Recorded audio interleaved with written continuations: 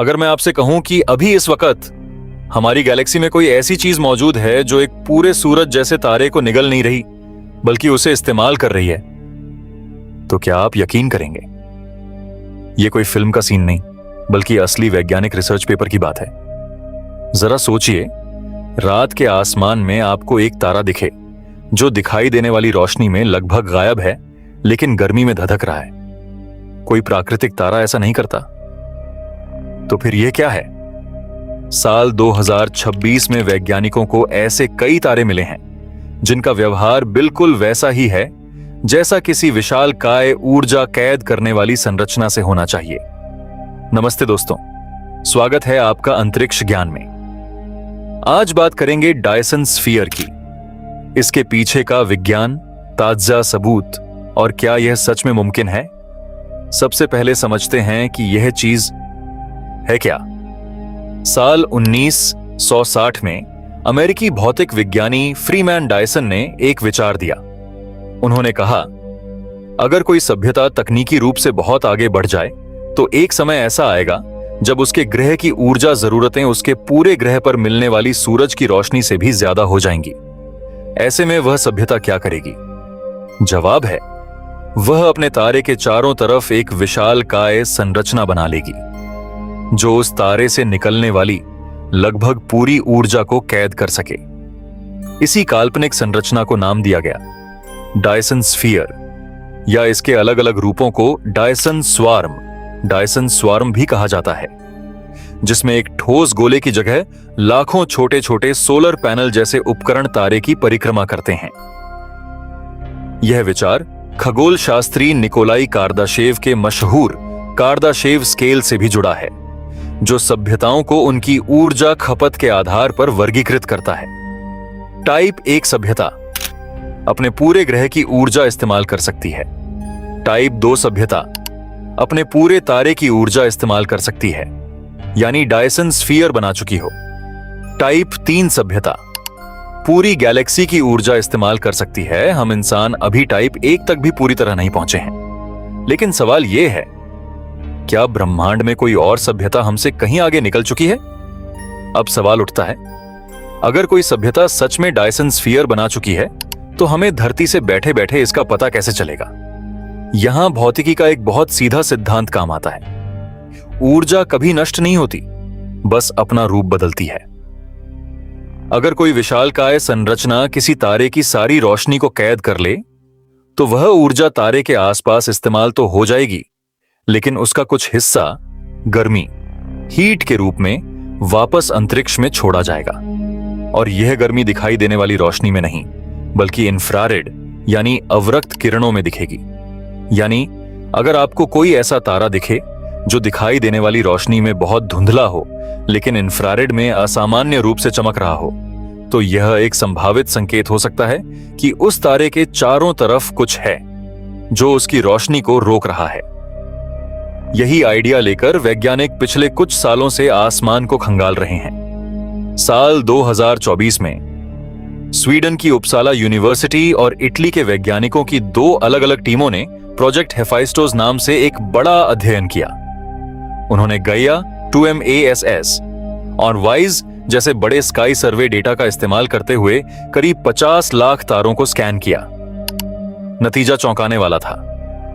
उन्हें 60 ऐसे तारे मिले जो सामान्य से 60 गुना ज्यादा इंफ्रारेड रोशनी छोड़ रहे थे। इनमें से 7 तारे जो सभी रेड ड्वार्फ लाल बौने तारे थे और धरती से करीब 900 प्रकाश वर्ष की दूरी पर मौजूद थे, ऐसे निकले जिनकी इंफ्रारेड चमक को किसी सामान्य खगोलीय प्रक्रिया से समझाया ही नहीं जा सका। वैज्ञानिकों ने इन्हें ऑड बॉल्स यानी अजीब मामले कहा, क्योंकि इनका व्यवहार किसी सामान्य तारे जैसा नहीं था। बाद में एक तारे को लिस्ट से बाहर कर दिया गया क्योंकि उसके पीछे एक सुपरमैसिव ब्लैक होल का होना पाया गया, जिसने असामान्य रीडिंग की वजह समझा दी। लेकिन बाकी बचे तारे आज भी वैज्ञानिकों के लिए पहेली बने हुए हैं। सेटी इंस्टीट्यूट ने साफ किया है कि अभी तक कोई भी पुष्ट कंफर्म्ड डायसन स्फीयर नहीं मिला है, और ऐसा भी हो सकता है कि यह चमक किसी ब्राउन ड्वार्फ जैसे प्राकृतिक पिंड की वजह से हो जो बिना किसी एलियन इंजीनियरिंग के भी वैसा ही इंफ्रारेड सिग्नेचर दे सकता है। अब आते हैं इस साल यानी 2026 की सबसे ताजा और दिलचस्प खोज पर। अमेरिका की यूनिवर्सिटी ऑफ आर्कांसा के शोधकर्ता अमीर नेजम अमीरी ने अप्रैल 2026 में जर्नल यूनिवर्स में एक नया अध्ययन प्रकाशित किया। इस स्टडी ने डायसन स्फीयर खोजने के तरीके को एक कदम और आगे बढ़ा दिया।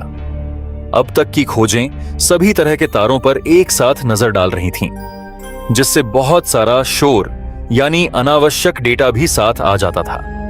इस नई स्टडी ने कहा, अगर हमें सच में डायसन स्फीयर खोजना है तो सबसे अच्छी जगह है रेड ड्वार्फ और व्हाइट ड्वार्फ जैसे छोटे और ठंडे तारे।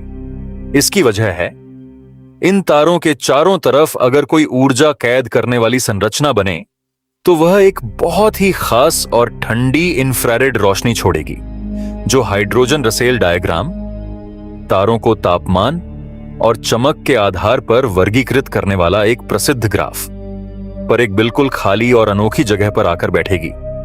ऐसी जगह जहां कोई प्राकृतिक तारा सामान्यतः मौजूद ही नहीं होता।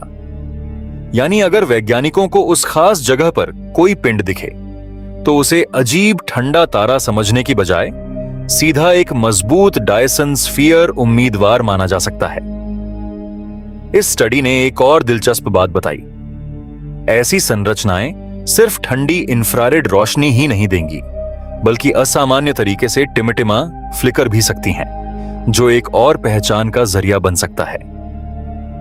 यह पूरी रिसर्च खास तौर पर 2026 के लिए इतनी महत्वपूर्ण मानी जा रही है क्योंकि इसी साल दुनिया की 3 सबसे शक्तिशाली वेधशालाएं James Webb space telescope JWST, Vera C, Rubin observatory and डजर्सकोश रोमन स्पेस टेलीस्कोप साथ मिलकर आसमान का बहुत विस्तृत सर्वे करने वाली हैं। यानी अब वैज्ञानिकों के पास सही फिल्टर भी है और सही औजार भी। अब यहां एक बहुत जरूरी बात समझनी होगी। यह नई स्टडी सिर्फ एक सैद्धांतिक थ्योरेटिकल गणना है। इसमें कोई नई वेधशाला अवलोकन ऑन ऑब्जर्वेशन नहीं है और न ही किसी नए उम्मीदवार तारे की पहचान की गई है। इसका मकसद सिर्फ यह बताना था कि अगर डायसन स्फीयर मौजूद हों तो उन्हें कहां खोजा जाना चाहिए। वैज्ञानिक बार बार यह भी याद दिलाते हैं कि असामान्य इंफ्रारेड चमक के पीछे कई प्राकृतिक वजहें भी हो सकती हैं, जैसे तारे के आसपास धूल के बादल, कोई छिपा हुआ ब्राउन ड्वार्फ तारा या पृष्ठभूमि में मौजूद कोई और खगोलीय पिंड जो रीडिंग को गड़बड़ कर दे। पहले वाले 60 उम्मीदवारों में से एक तारे के मामले में यही हुआ था। पीछे छिपा एक सुपरमैसिव ब्लैक होल ही असली वजह निकला। तो सच ये है कि अभी तक किसी भी डायसन स्फीयर की पुष्टि नहीं हुई है। जो कुछ भी मिला है वह सिर्फ उम्मीदवार या अजीब मामले हैं जिन पर आगे रिसर्च जरूरी है। चलिए एक पल के लिए कल्पना करते हैं, अगर हम इंसान कभी इतने आगे बढ़ जाएं कि हम खुद डायसन स्फीयर बना सकें तो यह कैसा होगा।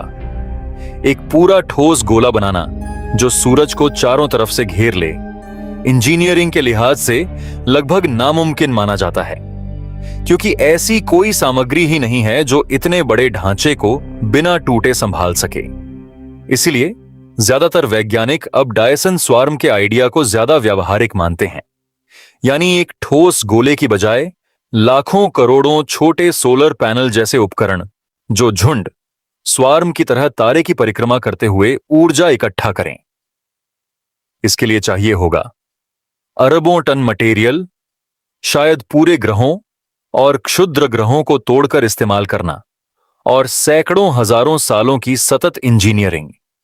यही वजह है कि अगर कोई सभ्यता ऐसा कर पाए तो वह हमसे तकनीकी रूप से हजारों साल आगे होगी। तो दोस्तों, यह थी डायसन स्फीयर की पूरी कहानी। एक ऐसा आइडिया जो 1960 में सिर्फ एक विचार प्रयोग, थॉट एक्सपेरिमेंट था, लेकिन आज 2026 में असली वेधशालाओं और असली डेटा के साथ एक गंभीर वैज्ञानिक खोज का विषय बन चुका है। अभी तक कोई पुष्ट सबूत नहीं मिला है, लेकिन जिस तरह JWST, रुबिन ऑब्जर्वेटरी और रोमन टेलीस्कोप इसी साल मिलकर आसमान को खंगालने वाले हैं, हो सकता है आने वाले कुछ सालों में हमें अपने इस सवाल का जवाब मिल ही जाए। क्या हम ब्रह्मांड में अकेले हैं या कोई हमसे कहीं ज्यादा आगे निकल चुका है? अगर आपको यह वीडियो पसंद आया हो तो इसे लाइक करना मत भूलिए और अंतरिक्ष से जुड़ी ऐसी दिलचस्प जानकारी के लिए चैनल को सब्सक्राइब कर लीजिए। बेल आइकॉन दबाना मत भूलिए। कमेंट में बताइए, अगर सच में कोई सभ्यता डायसन स्फीयर बना चुकी हो तो क्या हमें उनसे संपर्क करना चाहिए या चुप रहना चाहिए? मिलते हैं अगली वीडियो में, तब तक के लिए नमस्ते।